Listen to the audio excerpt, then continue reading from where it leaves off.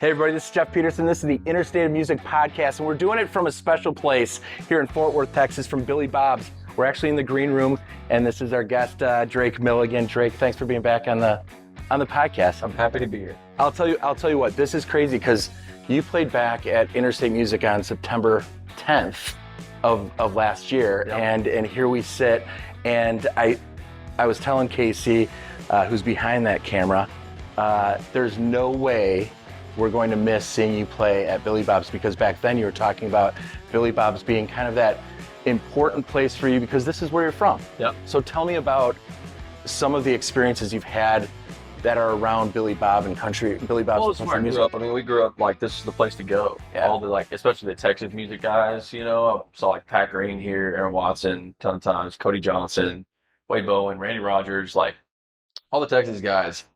And it's just legendary. It's been here forever, and everybody's played here. And it was like this is like kind of the spot to be on a Friday night. Anybody within like 30 minutes, you just kind of like doesn't really matter who's playing Billy Bob's, you go. And we used to come here and get kicked out all the time, but that's another story. I bet there's a lot of stories to that. They're notorious, but back in the day, Billy Bob's was rough. Like there was fights. Like his place was, but then they really heightened up security, and they really cut. I mean, like especially it might have been too young to be drinking a beer. Maybe we just that'll wanted happen. to hold the beer Yeah. and tell the girls that we were older than women. Right. Yeah. I get that game. Yeah, we weren't drinking.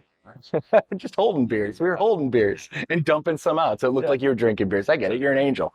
So you're here for sound check. You walked in, and the reality of the fact that you're actually playing here. Having the date booked is one thing. Yeah. But the morning you wake up today and all of a sudden you walk in and the stage, it's your stage. Yeah. What's been going through your head today? I didn't really think about it too much. Well, you just ruined that whole You're fucking You're question. showing up at a gig. You're showing up at a gig like any other gig, and you're just kind of sound check. You're just trying to get your monitor sounding good, and you're trying to assess everything. But then you can sit around and look, man, this is really cool. But it feels there's all good feelings here. Like it feels kind of like home, right? Well, it should. You've been here so many times. And the stage isn't the thing. The thing that's cool about Billy Bob's is it's a honky tonk. It's the world's largest, and it's a huge place. But it still feels like a honky tonk. You have the low ceiling, like you have. It just feels like very homely, like this. And the stage doesn't feel too like crazy big or anything. Right. You still feel like you're kind of right there with your band. Yep. It doesn't feel like home. Right. It feels like home. So. And you're going to have a lot of, friends, family, people that you've known for a lot of years out in that crowd. And that's, as you've kind of started to move forward with your career in a rocket trajectory. Oh yeah. That's not something that people have been able to probably go out and see some of your success and some of your shows. There's a lot of people out there. Does that change the way that you're going to go out there and kind of look out there and have it hit you? Or are you kind of like, I've got to just go out there and play that show the way it's any other show and let it play out? Will you let some emotions hit you? Oh yeah, you kind of feed off, right? Yeah. I mean, you're playing to more people now. Like we're playing to a lot more people, so it's more fun. You know. Well, a year ago today, it's Ryan's birthday. Ryan, my guitar player, his birthday today. Yeah. Happy And birthday, a year Ryan. ago today, we spent his birthday in Columbia, Missouri, opening for an artist, and we had about 3 people show up. Ouch. Literally about 3 people. Yeah. But it's just kind of we were sitting there talking today. It's like, man, it's crazy how the difference a year can make. Yep. It's like now we're playing to thousands of people here in Billy Bob's. Yeah. And we're the headliner. And I think part of who you are and the way you've gone through, there's a grind to your industry. And if you skipped that, the appreciation of shows like this just wouldn't be as meaningful if you didn't play in front of 3 people. Yeah. And I think that's part of it. The rocket trajectory, that's one thing. But how you got here in the length of time and the stint that you've been putting through Nashville, the time that you were putting it through, writing songs, figuring that whole who you wanted to be as an artist, might have been the blessing, being able to kind of settle into yourself. I totally agree. And being able to cut this record and get this record right, and cut these 14 songs is like being able to do it right and just yeah, like you said, just get out there on the road and have those gigs where we played to nobody, but there were rehearsals, Yeah. and you learn how to sing to those three people like they're Right. 3,000, Yep. and so it is a blessing to be able to go out there and get it right so that when the time does come, you don't feel, I think it's a lot of what I did. Like here today, I don't feel, I'll be nervous like right before I go on, but I don't feel like, oh my gosh, this is too big. Right. I don't feel like, oh my gosh, this is too, like, I'm like, man, this is great. We get to play with a bunch of people Yeah. and we have a great show. Yep. So we can go out there and have fun. And so you released the album on September 15th, so it's only been out for a week and a half or something like Yeah. that. And it is getting a ton of legit play and a legit love from the fans. And I think, yeah, you had your stint on TV, so everybody, that's the trajectory, that rocket trajectory. But it still comes down to the music. If you're not if you have one good song that they heard on TV, it fizzles fast. But this album that you came out with, I mean, it is 14 songs, and I said it on your 5-song EP. I'm like, it's banger after banger after banger, and now it's like 14 bangers. Am I going to hear anybody else on the radio in the next 6 months except for Drake Milligan? I hope not. Yeah, right, wouldn't that be fantastic? Well, that's been the dream. The dream has been to go to radio. Yeah. I'm lucky to do that, in the lab. We went to radio this past Monday. Yeah. And, we were second most added. We had 30 ads in the first day. So it's like crazy. The hometown station here, KSCS, Yeah. 96.3 picked it up. So it's like, it's like the dream's kind of coming true, but it just makes you want to do it more. Yeah. Right. And it just makes you look onward and try to be like, all right, what's the next record? Now, I know you've got a lot more songs in the hopper that are just sitting there. And how tough is it to have picked the 14 that you picked from the ones that you've had? Because I think I read some of these songs you had back in 2018, 2019, and we're just sitting there waiting for the right timing.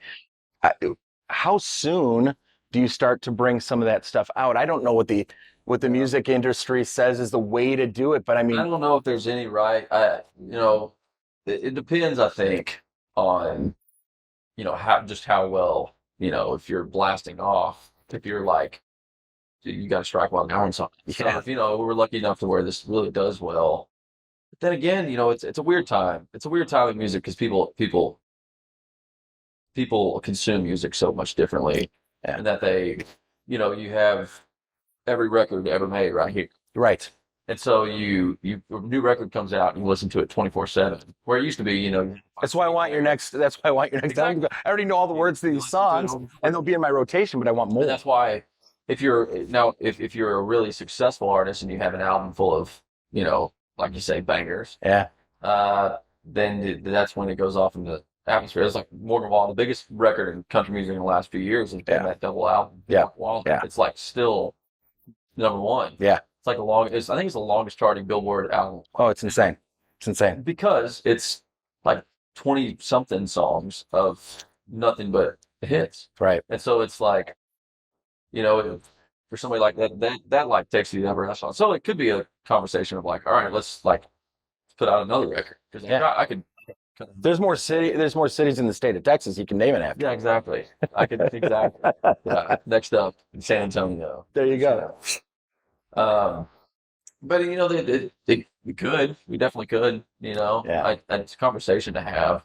I think it would be better to go in and cut sooner than later. Yeah, agreed. So, And rather than just let this get stale. The thing is, I hear so much from songwriters about working with you, and for you to be such a young, up and coming, hot artist right now, for the songwriters that have been doing it for 25, 30 years, talking about you as somebody that they believe in.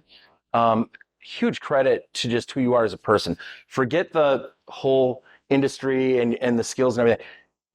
If you were not a great just person, they wouldn't talk about you like that. It'd just be a job. It'd be a song. They hope that it cuts. They hope it goes number one so they can make money. I have more songwriters talking about you as a person. So credit to you on all of it and the relationships that you've been building with the people that kind of built the foundation that you're standing on. Yeah, it's all about respecting. their time, their abilities, man. You know, you just got to realize you can't. Like it's not like I wrote this record.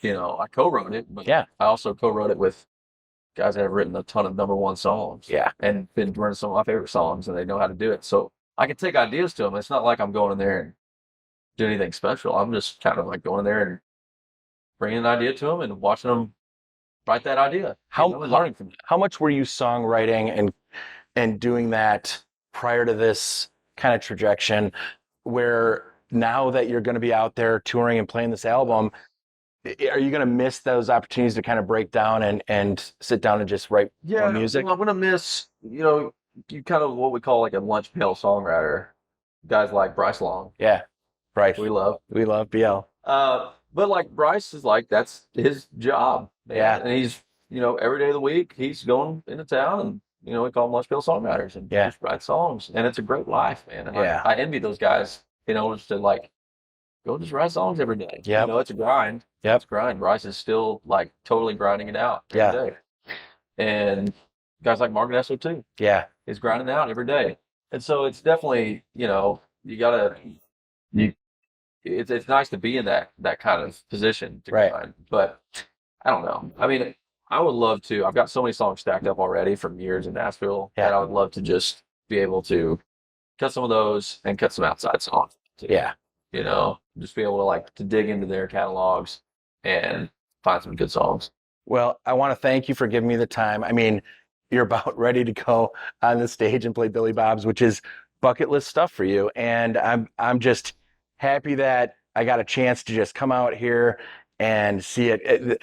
From the last podcast, as soon as you said it, I'm like, if he ever gets to play that place, I'm going. No matter what happens, I'm going. And so I need a shirt out. I did. I felt like I had to get a shirt with snaps in order to do this podcast with you, so I did that. They're not cheap, by the way. They're not cheap, but they're super soft. So thanks for doing it. Thanks for continuing to just do country music the right way, in my opinion, and keep being who you are, because everybody around you appreciates that about you. I mean, your band, amazing guys in your band, and it's a credit to the way that you've been handling everything.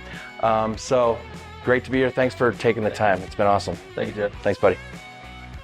This has been the podcast, Interstate of Music. Casey was almost going to hit the off button. I didn't even have my outro. He's got the guns out. Let's go. Quick. Yeah. Boom. All right, we're out of here.